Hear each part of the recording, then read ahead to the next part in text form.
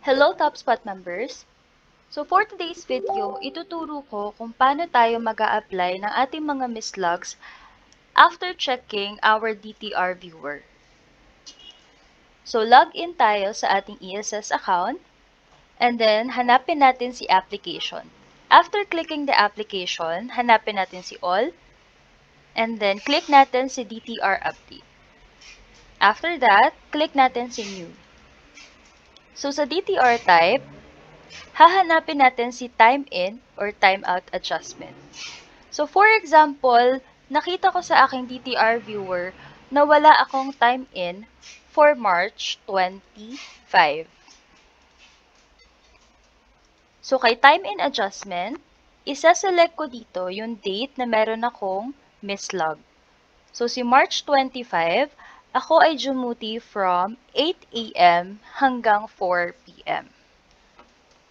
So para makabasa ng ating system yung ating time in, maglalagay tayo ng reason and then remarks. So make sure lang po na meron tayong reason and remarks dahil hindi po tatanggapin ni system kung wala tayong reason and remarks. So for reason,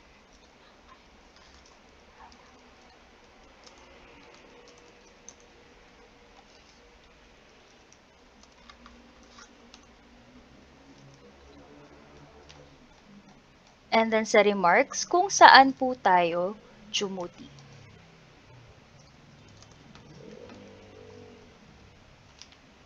And then after that, click natin sa submit. So dito sa ating time in and time out adjustment, ito lang po yung ating gagamitin kung meron tayong mislogs.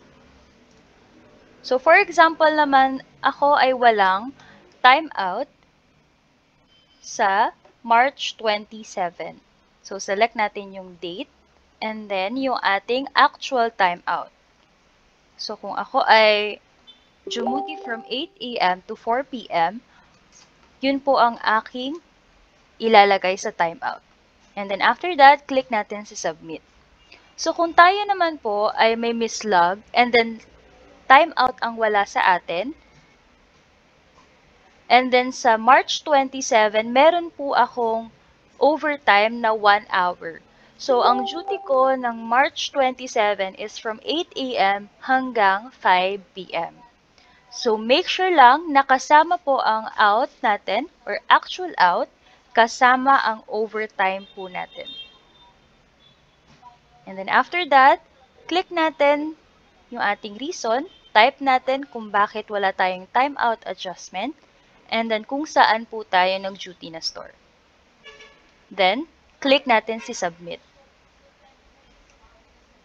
Ang ating DTR viewer, kung nakita natin na buong araw po ang hindi nabasa ng ating biometrics, dito po tayo magpa-file sa ating DTR update. So, click natin si DTR update and then click new. Hahanapin natin si work on-site. So, kay work on-site, ilalagin natin dito yung ating actual time in and time out. So, for example, ako ay dumuti ng March 15 from 8 a.m. hanggang 4 p.m. So, make sure lang na meron tayong reason and remarks dahil hindi po tatanggapin yan ng ating system. So, sa reason, ilagay lang natin ang actual reason. So, possible reason ito is nasira or walang connection ng ating biometrics.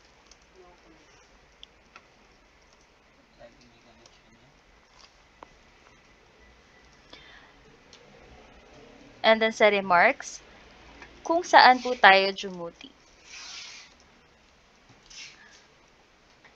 So, kung nakita natin na meron tayong mislogs at hindi binabasa ang ating mga tap in and tap out sa biometrics, so kung nakita natin sa ating DTR viewer na meron tayong mislogs at hindi binabasa yung buong araw ng ating mga tap in and out, make sure lang na i-report ito sa ating IT.